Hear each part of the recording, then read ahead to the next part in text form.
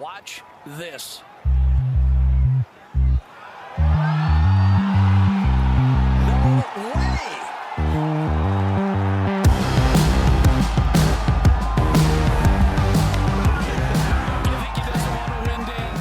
Hello and welcome back to another episode of the Cookie Jar Golf Podcast.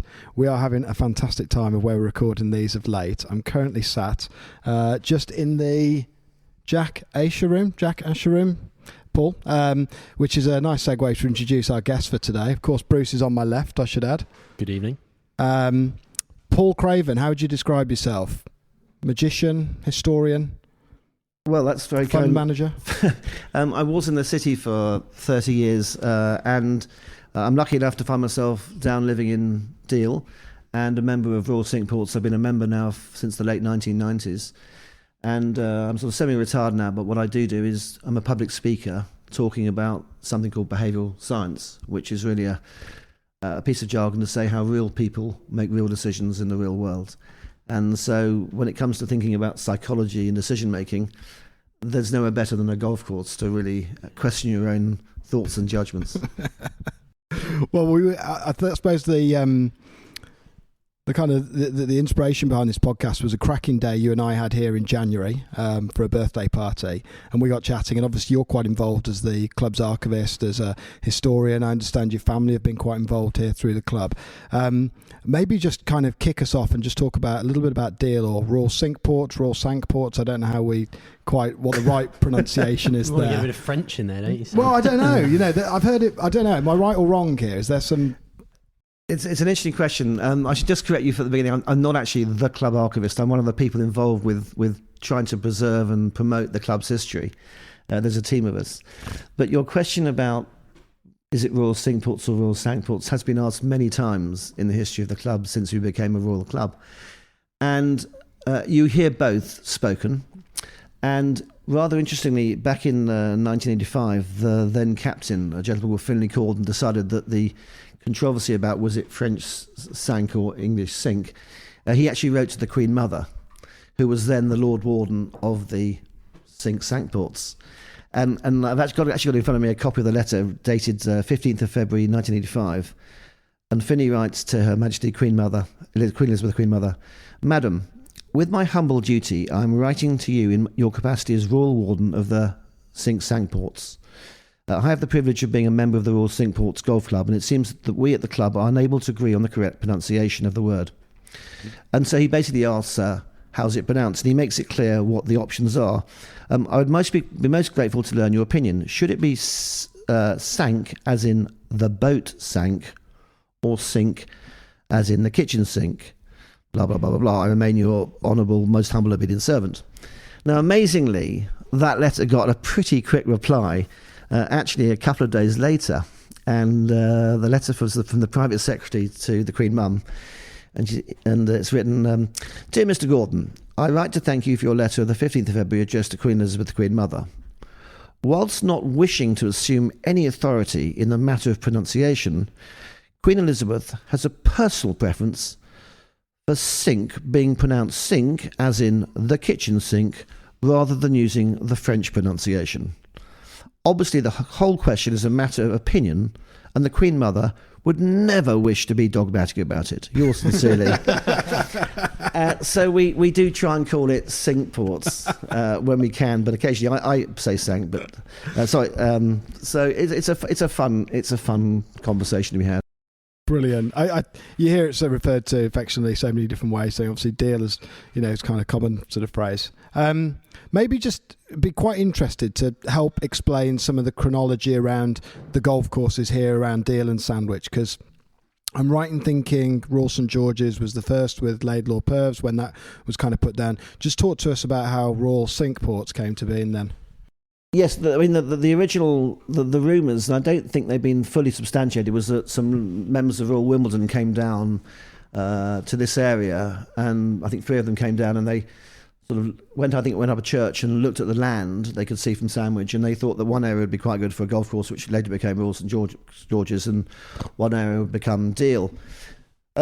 Deal's history really started in 1892. There was a meeting overseen by a Major General J.M. Graham, and they had a meeting in town, and they agreed they couldn't construct an 18-hole golf course, but they agreed a 9-hole golf course would fit rather nicely.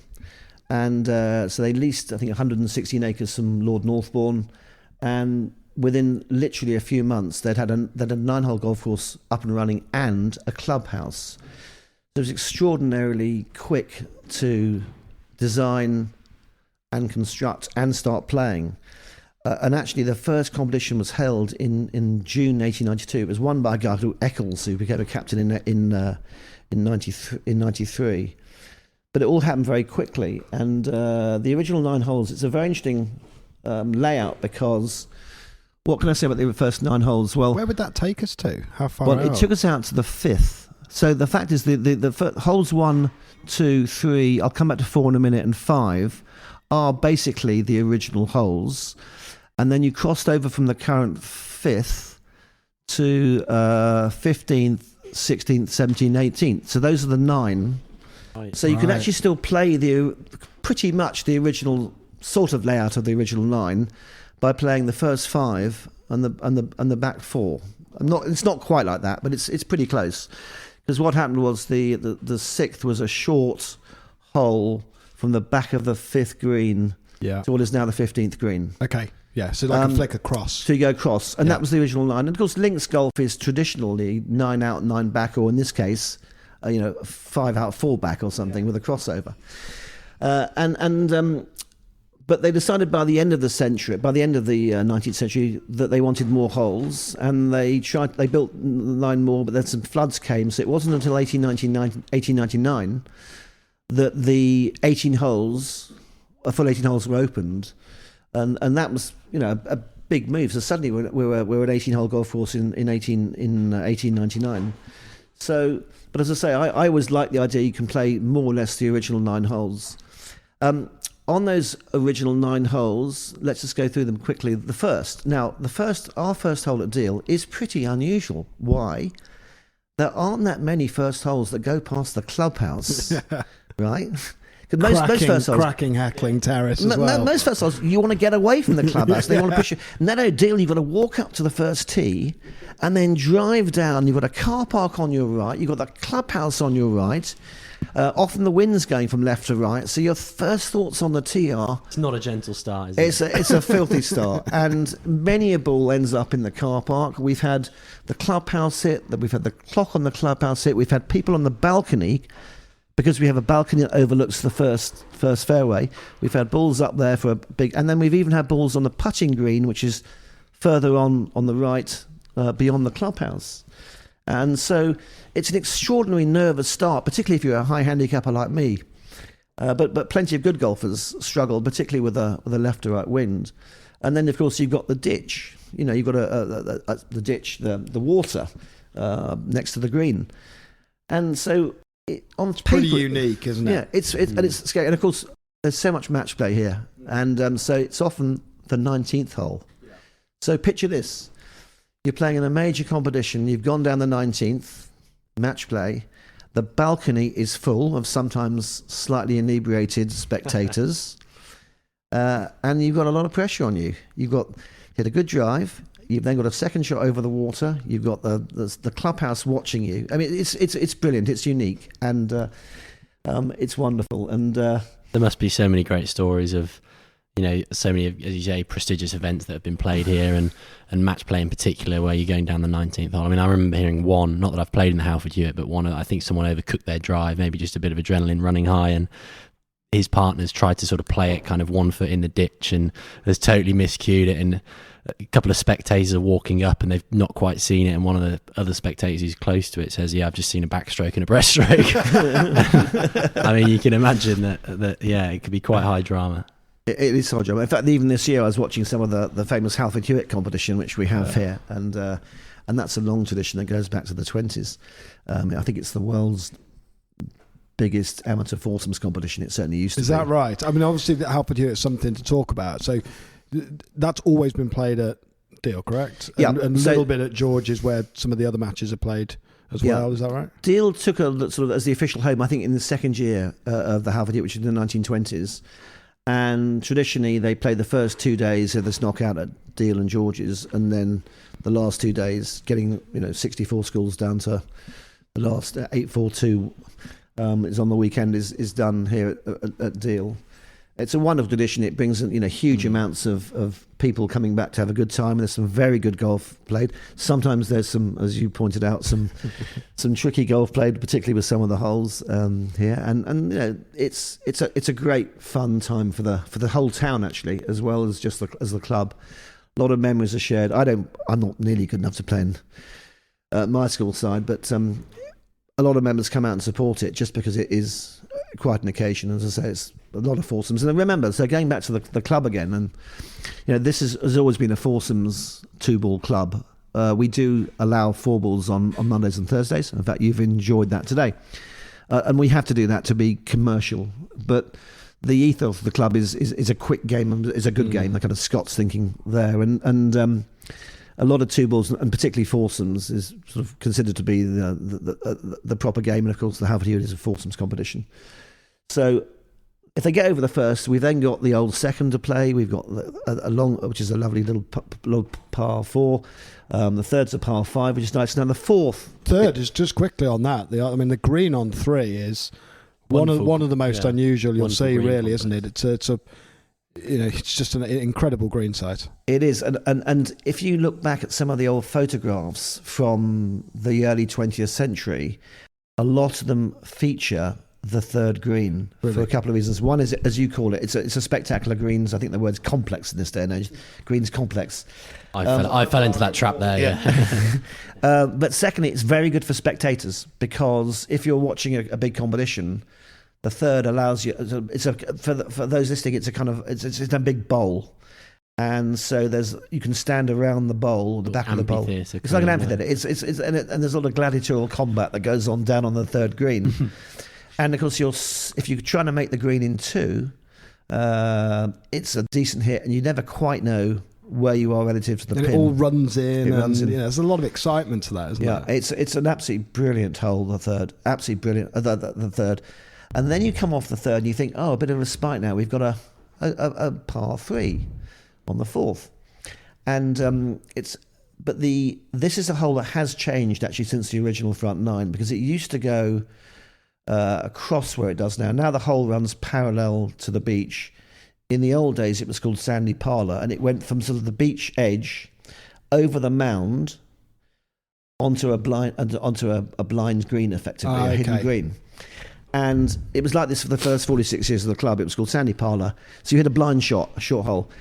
And it was quite a famous hole because when they converted it to running from from across from the coast to down the coast, where you can see the hole now, I say it's 46 years on from its original, the number of holes in one achieved diminished greatly. So when it was a blind shot, loads and loads of holes in one happened because the caddies would literally wait over the hole, run up and put the ball in the hole, and then get a bloody great tip from the player at the end. And then once it didn't become a blind hole, you could see it. Guess what? The holes in one dropped. So that's a true story. And so that's interesting. Today, though, it's an incredible par 3. The way that green's angled towards you as well, sort of, front left to back right. There's a real premium on finding the right number off that. It's a, like you say, it's not it's not a kick in 3, is it? It's a really, it's a hell of a start. Yeah, it's a hole I'm very fond of for lots of reasons. What you get, you do get some obviously holes in ones there. My uncle Richard, who was captain here in 2000, he had a hole in one here back in the 60s on that. And he claims he hit a terrible shot. He hit it basically left, and it hit a sort of spiny ridge and shot across the green to the pin that was the back right and went in. And he said it was an embarrassing shot. No pictures on the scorecard, though. There are no pictures on the scorecard. And talking of which, there's a wonderful story, and there are so many stories about Deal. Deal is built upon a rich heritage, a sort of vintage stories. And there was a guy called Alan Den who was a member here before the war, and he was playing in a competition with an Irish professional called Lionel Munn, and they were playing in the summer of 1939. So it's quite poignant, given what happens a few months later. And he started his medal round, and bear in mind the first 4 holes are par 4, par 4, par 5, par 3, par 5. He started his round par, birdie, eagle, ace. He went 4, 3, 2, 1. So he's standing 5 under on the 5th tee. What did he score on the 5th? A 10. No. So he's suddenly level par after 5, having gone 4, 3, 2, 1, 10. And again, I have it on reasonably good authority that with this extraordinary start, he decided that he'd had enough. And he and Lionel Munn walked to the Checkers Inn, which, as you know, is just across the course. You have to cross over to the other side, which is a pub. And they decided to sort of celebrate or drown their sorrows with a 4, 3, 2, 1, 10, with a few whatever they were drinking those days. And the war broke out a few weeks later. And so we have on good authority that was the last round of golf that Alan Dare ever played. So imagine that, your last few holes, 4, 3, 2, 1, 10. Anyway. It's a spicy scorecard. That's incredible. And there's reminders of that around the clubhouse as well, of course. I mean, one of the first things I remember when I first came here in January and we were talking on the balcony, actually, is the little plaque that's out there with the shrapnel in the face, where there's kind of a lot of the stuff. And you can still see the pillboxes out on the course today, can't you? Which is a reminder, I guess, of World War. Yes, and of course the course got churned up a lot during the wars. It was used for training and purposes, and so a lot of redesign of particularly the back nine happened after the wars, but it's made the course it is today. I mentioned Lionel Munn actually because he was playing with Den with that famous thing. So he was an Irish international, and he was actually club champion in the 30s. And we think we have something that is unique with him because he was wandering around the course apparently. He wasn't actually playing, and he's got to he was watching someone play. And he got to the 14th, which is another par. It's a long par 3. It's a 200-yard plus par 3. And someone said to him, "Go on, Lionel, have a shot." And he was literally walking around doing nothing.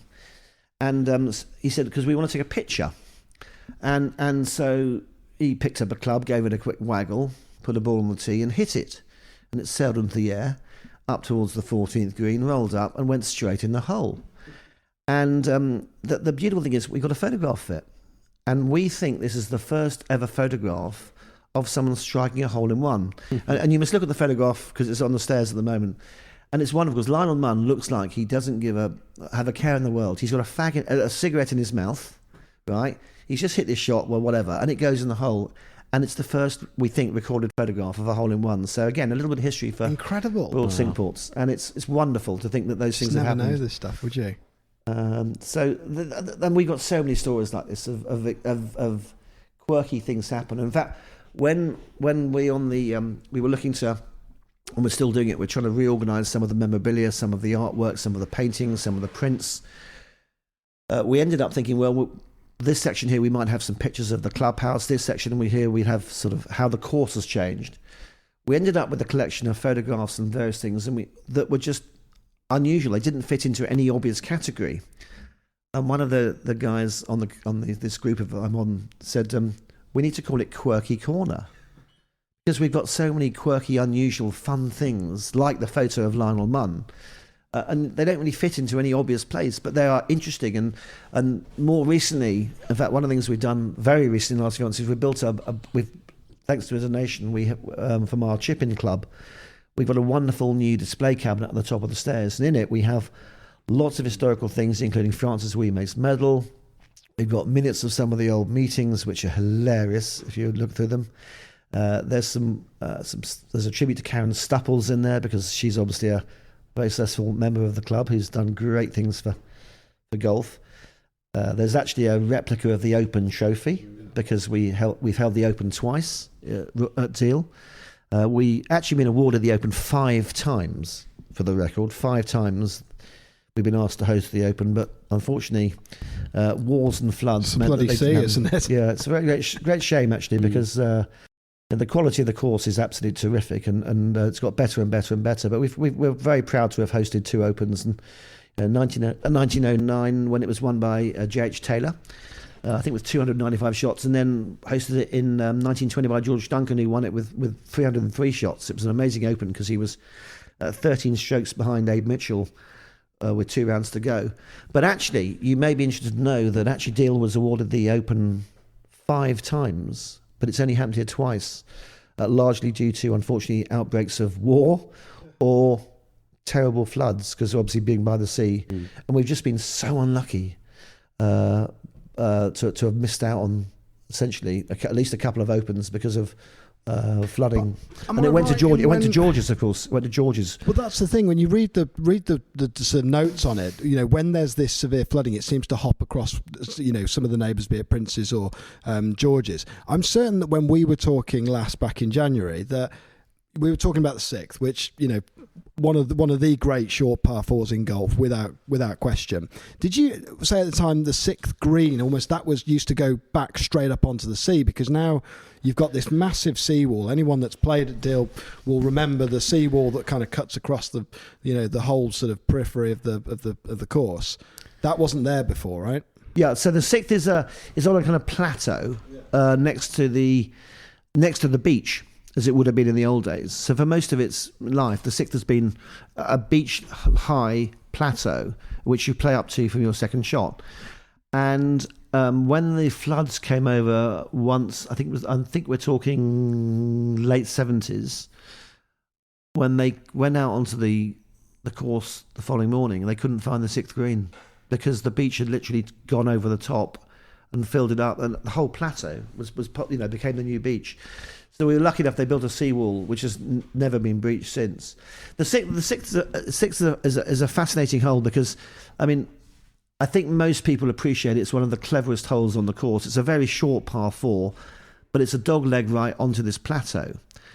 And why I think it's so interesting is because, and again, I say this as someone who isn't a good player, but I can imagine being a good player standing on the tee, which is by the seawall, and you can see this green, and you think it's not really very far. luring you in, isn't it? I can have a little crack at that, and particularly the wind's As the crow flies, just take it straight at it. As the crow flies, it seems perfectly manageable. George got it on there today. Did he? Yeah, stuck the green. Yeah, he's been on the beach. Because it's like landing on a coffee table, isn't it? It is. But of course, what happens is people slice it onto the beach, lost ball. It's good short left of the green either. You want to be well back, don't you? You almost want to be. Where you were was almost too far with 120. The sensible way that an amateur should play it is just to dink it down the fairway and then hit a wedge on, back towards the green, and then hopefully 2 putt for us 4 and move on. But so many people try and play it aggressively. And we can get some real backslapping here because Sam and I are on the same side, weren't we? So we managed to split the strategy of that today. Yeah, I just thump driver. Sort of smother hook left with feet about 3 feet above the ball and no prospect of a birdie, and Bruce played the dinky iron and a nice little wedge to a few feet, and well said there, Bruce. Nice to get your own golf into these podcasts where possible. Well, it's rich coming from you, but yeah. I want to talk about a little bit just on the 6th, I always said that's my own little heuristic, my mental shortcut about how to tell if someone's a member here, because if you're at the bottom of that plateau, nearly every single member I know, whatever their handicap level, will putt. Yeah. A lot of visitors, if they're at the bottom of the plateau, try and chip, or they try and it doesn't work. It really doesn't work unless you are. And so one of the things that we've had some fantastic competitions here in recent years. For example, we had the boys competition a couple of years ago, which was superb golf last year. And I went and stood on the back of the 6th to see how these long-hitting youngsters would hit and of course some of them did go for the green.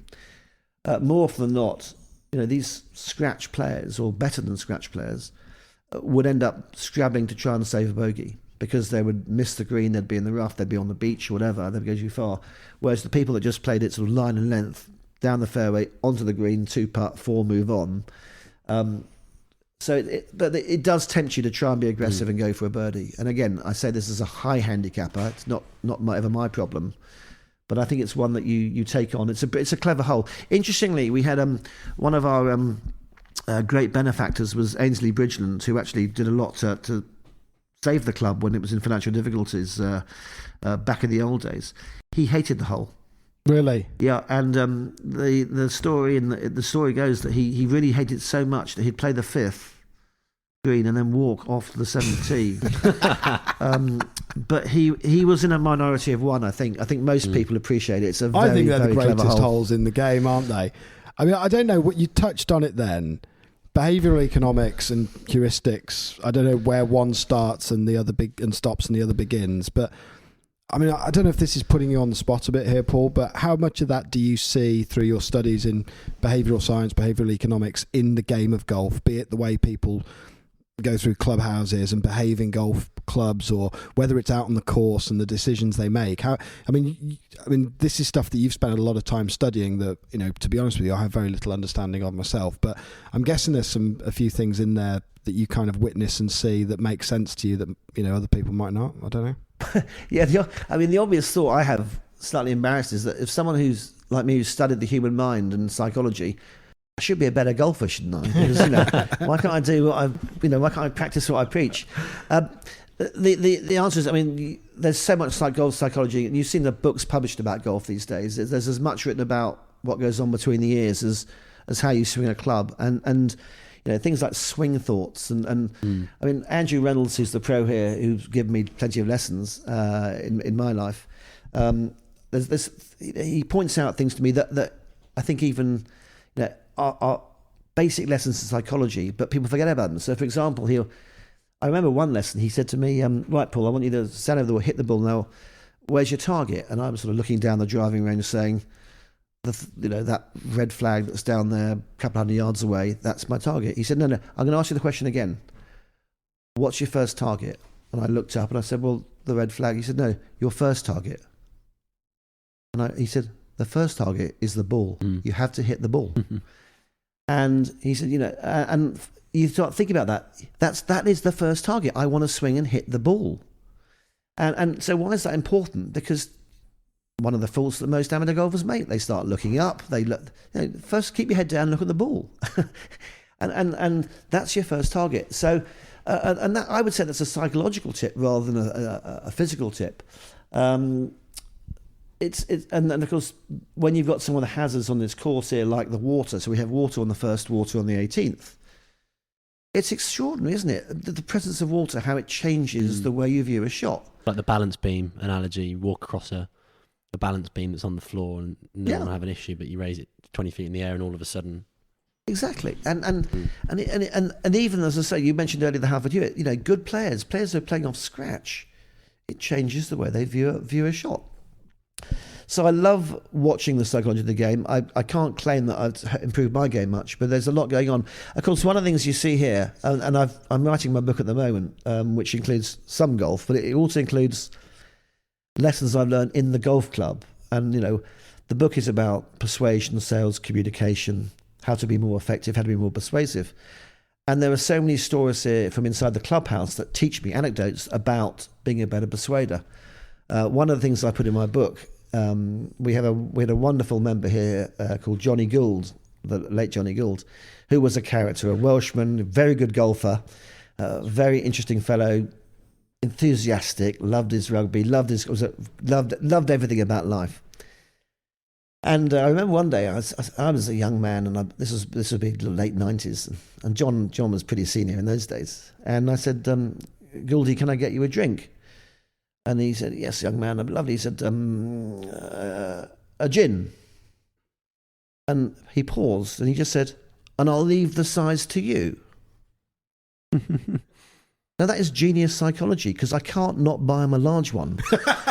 But he hasn't asked for a large gin. Okay, so it sounds silly, but isn't that clever though? He's let me decide. And so there lots of little anecdotes like that. It's like decision framework, isn't it? Is that right? So a lot of this is about how you create a framework for people to make decisions. And if you do that effectively, you can almost coax people down a certain path, right? It's also quite interesting, I think, what you say about, you know, having a very good understanding in the academic context of all of the kind of human mind. But I think Danny Kahneman talks about it in Thinking Fast and Slow, about although he looked into decision making and maybe how the mind works, it's actually very hard to necessarily carry that over into a practical sense. And kind of what you were saying in the golf example there, you can understand it maybe in the abstract or in an intellectual context, but then applying it practically can be quite challenging. That's right. And one of the great insights that the Kahneman book gave us, and indeed a big topic in behavioural science and indeed life generally, is how much do we do that is really should we say, logical, rational, evidence-based. We kind of like to think we're using that part of the brain that does those things. And yet what a lot of studies, what a lot of practical life shows you is actually, although we think we're being logical and systematic, too often we end up making decisions based on emotion. It's kind of what he calls system 1 versus system 2. We make instinctive or reactive or emotional decisions. And however smart we are, Homo sapiens, 200,000 years worth of that, developing that neocortex brain, actually we often resort to sort of a more ancient type of thinking. One of the things I'm quite keen to do is when I think about, well, prove that, Paul, in real life, give us an example.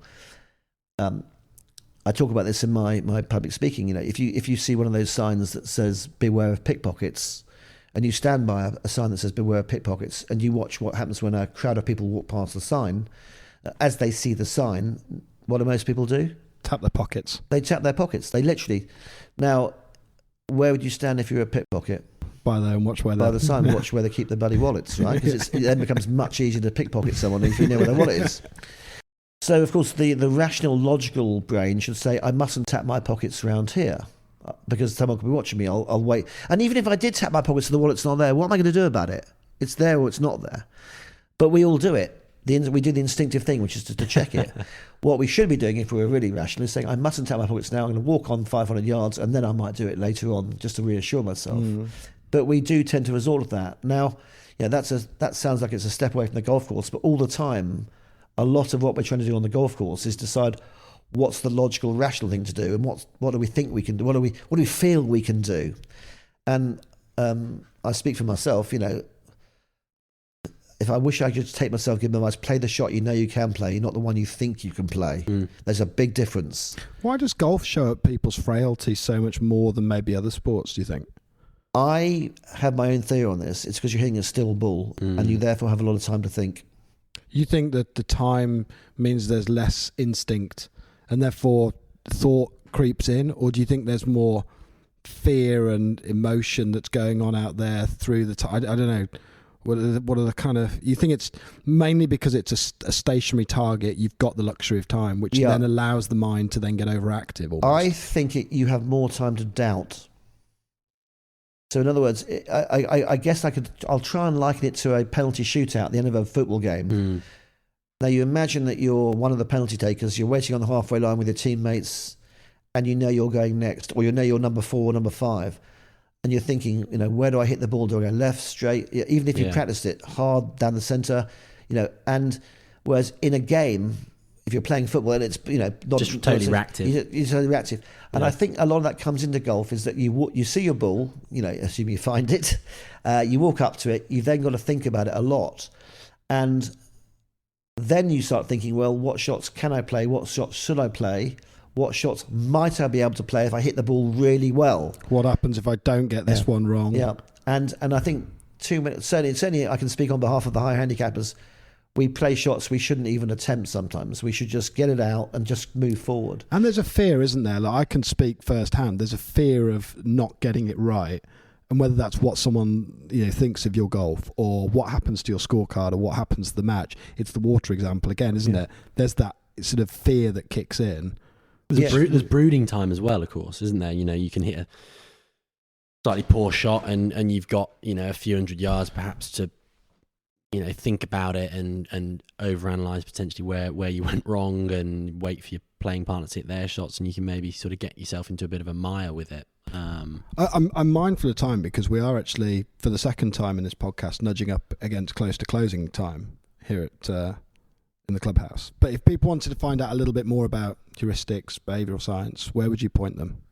Well, hopefully they might consider buying my book, which I hope will come out later this year. But in the meantime, my website, paulcraven.com, might be a good place to start, or my Twitter handle, which is @Craven Partners. But back to golf again. I just want to make sure there's a few stories that we definitely get past, because the history of this club is just so rich. There's such a rich seam of wonderful things here, and one of the things this club is known for is the bonhomie of the members, and whether it be the dinners we have. We're a very progressive club, but we actually we've had lots of I think we were certainly way ahead of some of our nearby competitors in terms of a ladies' golf. It's worth noting that we had a Deal Ladies Club in 1899 here. Yeah, which would put you right, which is pretty special, I think. And we had the ladies amateur. I think it was 1902. It was certainly very early on in the club's history.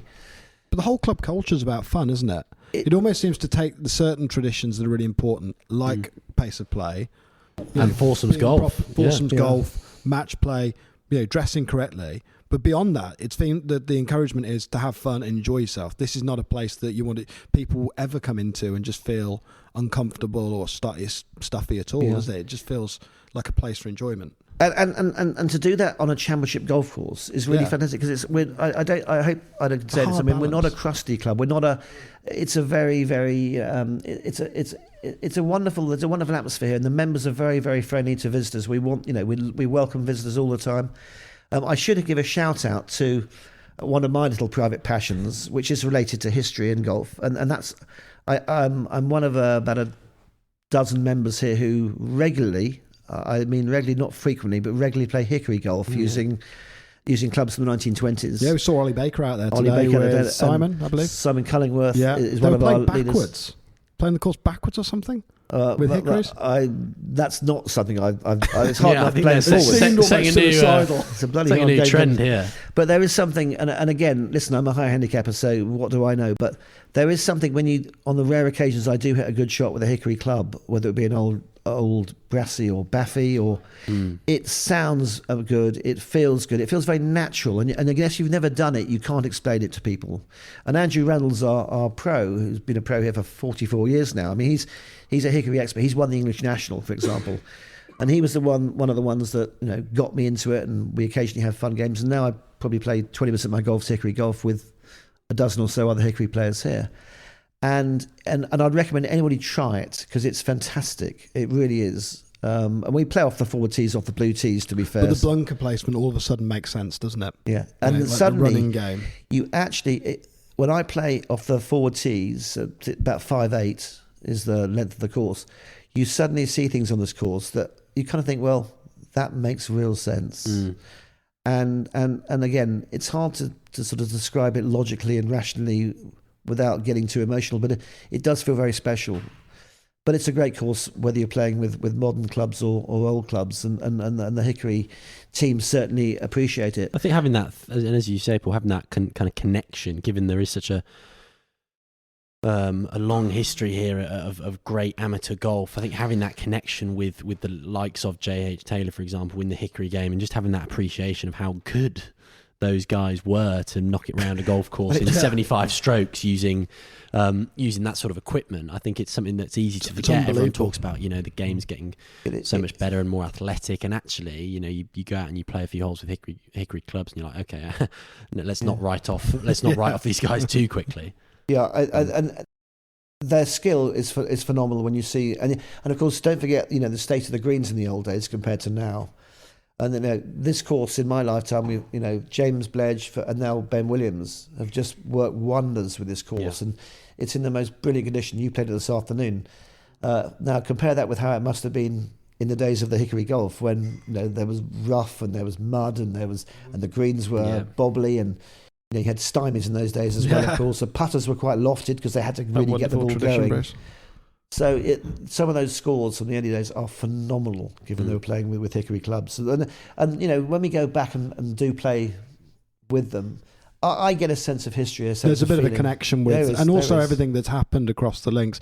Well, funnily enough, you sent me a message a week or two ago. We put something on Twitter, said you've got a time travel machine. You've got one round trip. Where are you going? Where and when? And I did say I was going to ask for an answer actually when we did this podcast. When would you go back to, Paul? Where would be your thing? Would it be here at Deal?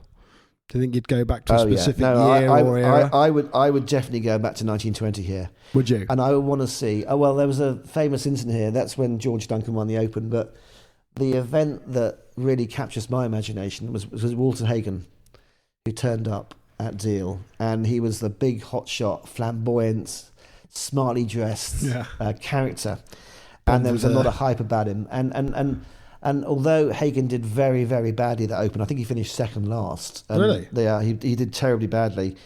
What that was most known for was that when he arrived, he turned up in a chauffeur driven, I think it was an Austro Daimler, and he immediately, basically, he sort of asked where he could change, and they said, you've got to change in the professionals area behind the pro shop, and he didn't. He wanted to change in the clubhouse, and as I say, he was wearing these beautiful clothes and stuff, and so he wasn't happy about that. So he actually ended up going back to his hotel and changing there. But to make a point in front of the members, he ended up parking his car by the flagpole outside the clubhouse, just below the balcony. It was actually a little bit further down the course that it is now, but it's pretty much where it is now. And he'd make a point of eating a sort of smoked salmon and caviar. Yeah, he did have a taste for taste for fine the finer things seafood. in life. and eating and right in front of the clubhouse of the members to make a point. And then change his shoes there as well before walking So off that's the first where tee. you're going with your time travel machine. 102 years ago, right outside the front to watch Hagen have his caviar and salmon. Lobster, I mean, come on. I mean, and he's making, and of course, again, talk to any historians of the game, they'll tell you that Hagen changed the game professionals. He basically made them respectable as opposed to just being some sort of underling class. And he's one of my heroes. I mean, perhaps I'll finish with... Well, that's probably a great segue for the Hagen hoof, I'm thinking, isn't it? Yeah, well, yes, that is coincident. My uncle Rich, when he was captain here in 2011, he introduced a new competition, and I have no idea the reputable nature of his historical source, but he claims that when Hagen was here, sometime in the 20s, he did play Deal, Georges, and Princes on the same day, so 18 holes each course on the same day. Wow.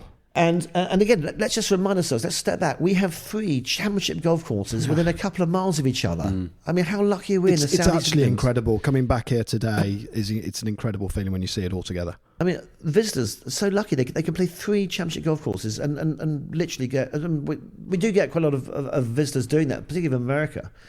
But it's how lucky we are, and I'm really aware of that. So anyway, Uncle Rich discovered allegedly that Hagen played golf at the 3 courses. I've yet to find the source, but I'll give him the benefit of the doubt. And so Richard came up with this idea that the Georges, Princes and Deal would play a competition which he was called the Hagen Hoof.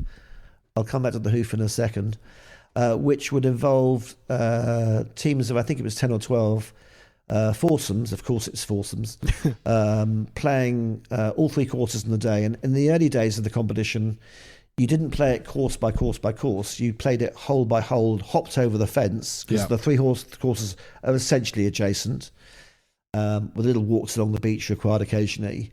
And then you hop back over the fence and play back. And this proved to be a wonderfully successful competition in the sense that everybody wants to play in the Hagen Hoof if you feel you can do 54 holes in a day.